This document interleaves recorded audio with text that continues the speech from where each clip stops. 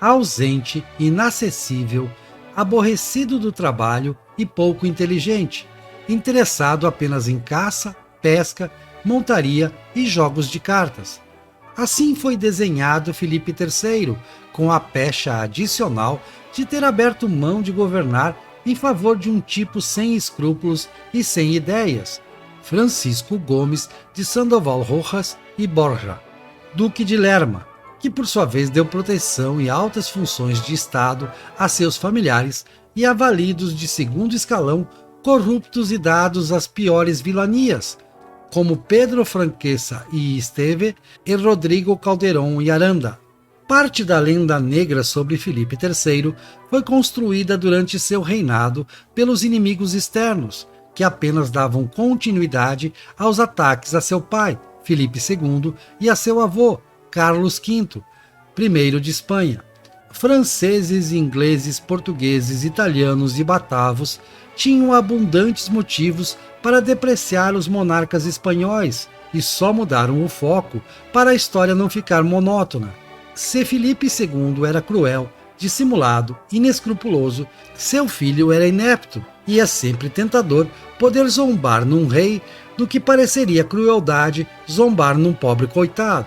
Outra parte da lenda negra surge na própria Espanha, durante e depois de seu governo, incentivada até por seu filho sucessor, Filipe IV, tendo como motivo de fundo o fato de que Filipe III tinha soberania sobre mais da metade do mundo conhecido, incluindo a montanha de prata de Potosí, e, ao mesmo tempo, fez as pazes com os rivais do reino por não poder ou não querer lhes dar combate, enquanto a vida de seu próprio povo não parecia melhorar. O império que Filipe III recebe em 1598 enfrentava problemas de administração que não seriam resolvidos por nenhum de seus sucessores. Entre 1474, quando Isabel I passou a governar, e 1580, o Reino de Castela absorveu Aragão, Granada, Flandres, parte da Itália, a quase totalidade das Américas, as Filipinas e, finalmente, Portugal, dono de uma rede de comércio e territórios costeiros sem precedentes. Os desafios logísticos e de segurança dessa extensão de posses demandavam muitos gastos.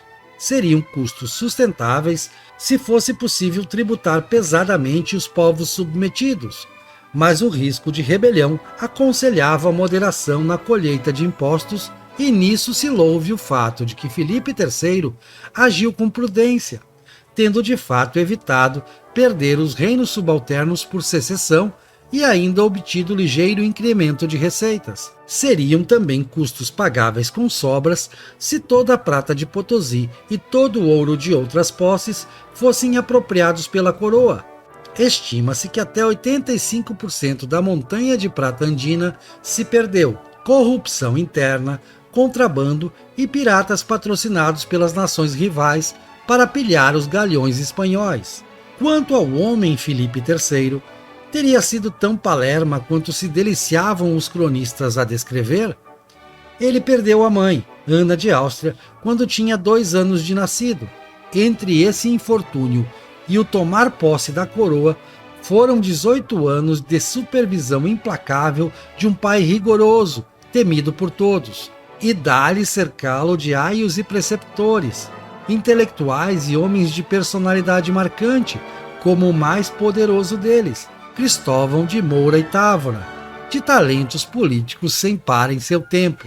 Diziam eles a Filipe II que o filho e herdeiro era preguiçoso e preferia brincar a estudar. Ou seja, era um menino normal em meio à anormalidade contida no aparato que cercava sua preparação para reinar.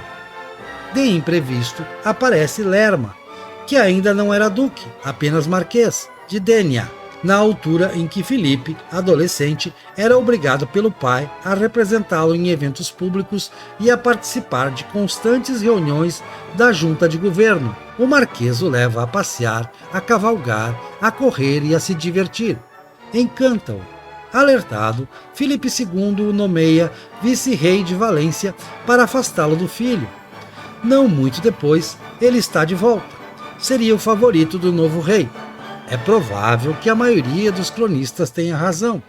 Não era intelectualmente brilhante, estava aquém da dimensão esperada de um valido, um primeiro-ministro de reino tão poderoso, mas era esperto, a ponto de casar uma filha com o duque de Medina Sidônia, o que eu faria ser avô da futura rainha de Portugal restaurado, Luísa de Gusmão.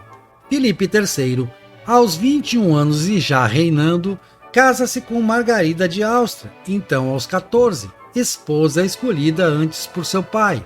Ela lhe daria 8 filhos. A primogênita, Ana Maria, seria a rainha consorte da França e mãe do rei Sol, Luís XIV. O primeiro varão, seu sucessor, Filipe IV. Margarida queria mandar no marido e no reino. Lerma protegia disso o rei na maior parte do tempo, o levando para seguidas temporadas em casas de campo reais, sedes das diversões tão apreciadas pelo monarca. A rainha consorte morre em 1612, na flor de seus 26 anos, dizem que envenenada por Rodrigo Calderón, braço direito do poderoso duque.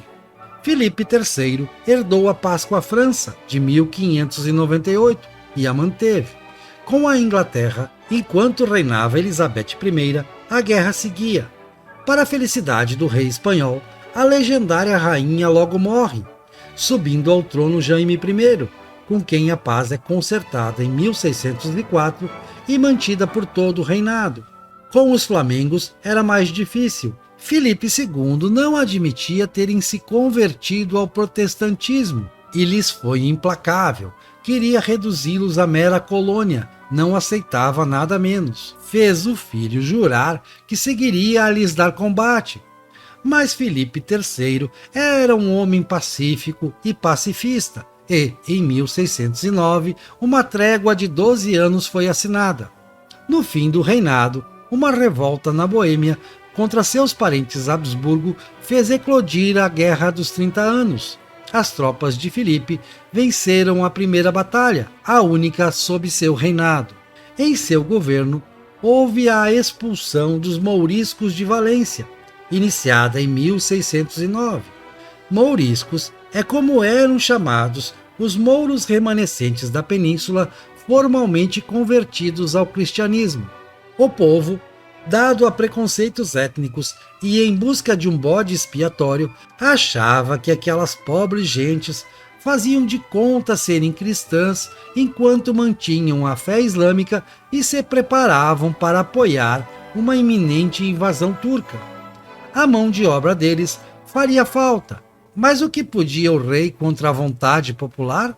Filipe III foi pródigo em distribuir mercês. Se não conseguiu ser amado pelo pai ou pela esposa, tentava assim ser amado pelo povo aplacado na tentação de criticar os crescentes gastos da corte em luxos e aparatos. Visitou e passou um tempo em Portugal em 1619, quando a subserviente nobreza local lhe deu 2 milhões de ducados de presente.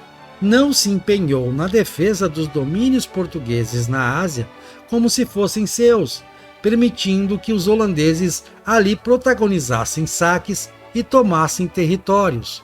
No mesmo ano em que visitava o humilhado reino vassalo, os inimigos figadais fundavam Batávia, atual Jacarta, que seria a sede dos domínios flamengos no rico sudeste asiático, região afinal de todo subtraída aos lusos. Ao Brasil, prestou mais atenção, porque ajudava a proteger o acesso à prata do vice-reino do Peru e porque a riqueza produzida pelo açúcar atingia seu ápice em valor relativo. Embora se empenhasse formalmente em combater o cativeiro indígena, fechava os olhos às artes dos primeiros bandeirantes paulistas, que além de prear nativos, se davam com gosto ao contrabando de prata. Por coincidência, não por favor real, naqueles anos o Brasil foi brindado com a ação de um verdadeiro herói, o notável guerreiro luso-tupi Jerônimo de Albuquerque Maranhão, fundador de Natal e responsável pela expulsão dos franceses de São Luís. Não foi coincidência, porém, que o fluxo de africanos escravizados tenha mais que dobrado em seu reinado em relação ao de seu pai, 2/3 deles, 150.000 indivíduos, destinados ao Brasil. Não é verdade que Lerma tenha mandado mais do que Filipe III. A última palavra era do rei, e as políticas do país e do império tiveram a marca de seu pensamento. Em seu reinado, a Espanha chegaria à máxima extensão de suas posses e conheceria a paz, ainda que efêmera e incompleta. Filipe morreu em 1621, aos 42 anos, provavelmente vitimado por erisipela. Antes tivesse vivido mais. Em suas últimas palavras, revelou que o queria. O tempo lhe foi curto.